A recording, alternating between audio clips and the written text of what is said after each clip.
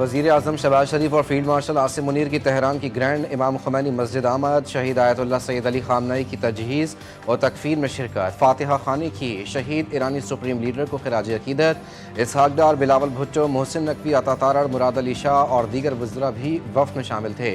ایرانی وزیر خارجہ عباس اراغچی اور اسپیکر باقر کالباف نے وفد کا استقبال کیا۔ وزیر اعظم اور فیلڈ مارشل نے ایرانی قیادت سے تعزیت کی۔ وزیر اعظم وفد کے ساتھ تہران پہنچے تھے۔ وزیر اعظم تجہیز و تکفین میں شرکت کے بعد ایران سے سرکاری دورے پر ترکیہ پہنچ گئے۔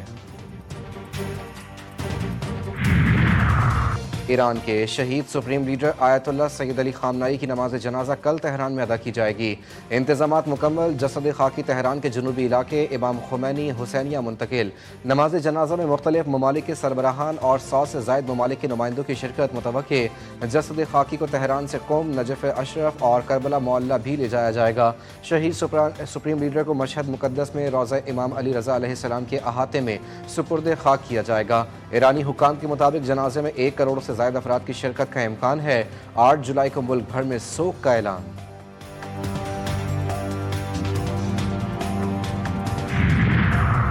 اور درآمدی LNG کی قیمتوں میں اضافہ، نوٹیفیکیشن جاری۔ اوگرا کے مطابق قیمتوں میں اضافہ، پاکستان اسٹیٹ آئل کے 3 اور پاکستان LNG لمیٹڈ کے 1 درآمدی کارگو کو بنیاد پر کیا گیا۔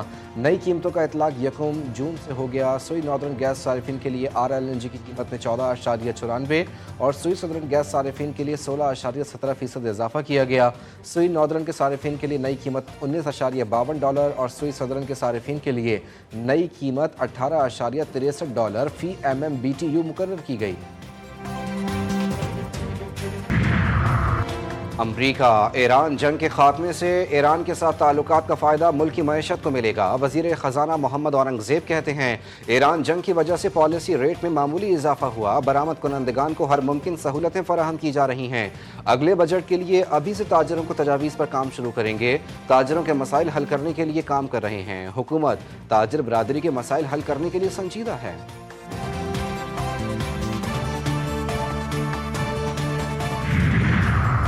مالی سال 2022 سے تاحال بیرون قرض نہیں بڑھا۔ گورنر اسٹیٹ بینک جمیل احمد نے کراچی میں میڈیا سے گفتگو میں کہا کہ 4 سال میں بیرون قرض وہیں ہے جہاں تھا۔ 2015 سے 22 تک ملک کا قرض $6 ارب سالانہ بڑھ رہا تھا۔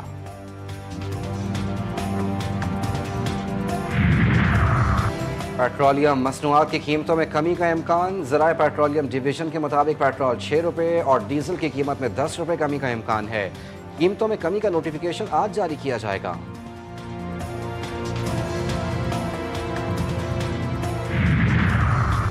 سونے کی قیمت میں ہزاروں روپے کا بڑا اضافہ، 2 روز کے دوران 21,000 روپے سے زائد مہنگا ہو گیا۔ فی تولہ سونے کا بھاؤ 12,200 روپے تک بڑھ گیا۔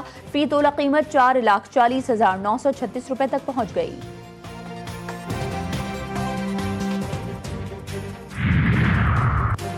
جدہ میں وفاقی وزیر داخلہ محسن نقوی کی مکہ ریجن کے قائم مقام گورنر سے ملاقات۔ محسن نقوی کا پاک سعودیہ برادرانہ تعلقات مزید مضبوط بنانے کے عزم کا اعادہ۔ وزیر داخلہ کا عمرہ و حج کے لیے بہترین انتظامات پر قائم مقام گورنر سے اظہار تشکر۔ قائم مقام گورنر کا پاکستان کے ساتھ تعلقات کو انتہائی اہمیت دینے اور تعاون کا اعادہ۔ PCB اور سعودی عرب کرکٹ فیڈریشن کے معاہدے کو خوش آئند قرار دیا۔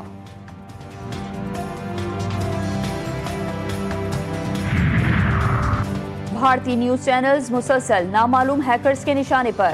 ریپبلک ٹی وی کی لائیو نشریات میں بھی سائبر در اندازی۔ ارنب گوسوامی کے پروگرام میں نامعلوم ہیکرز کی مداخلت۔ نشریات عارضی طور پر متاثر۔ ہیکرز نے نشریات کے دوران اسکرین پر بینرز چلا دیے۔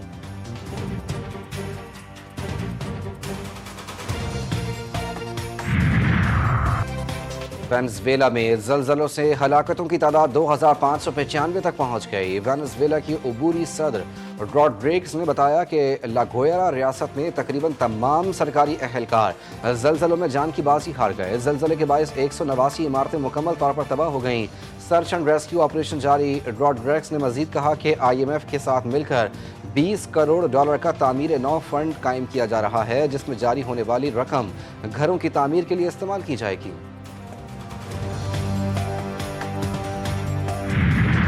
اور فیفا ورلڈ کپ کے سنسنی خیز مقابلے جاری. راؤنڈ آف 32 میں پرتگال نے کروشیا کو 2-1 سے ہرا دیا. رونالڈو اور ریسموس نے ایک گول اسکور کیے. آخری لمحات میں کروشیا کے ایک گول کو ریفری نے آف سائیڈ ہونے پر مسترد کر دیا. اسپین نے آسٹریا کو 3-0 سے ہرا کر پری کوارٹر فائنل کے لیے کوالیفائی کر لیا. پرتگال کی ٹیم پری کوارٹر فائنل میں اسپین کا مقابلہ کرے گی. آج رات 11 بجے آسٹریلیا کا مقابلہ مصر سے ہوگا.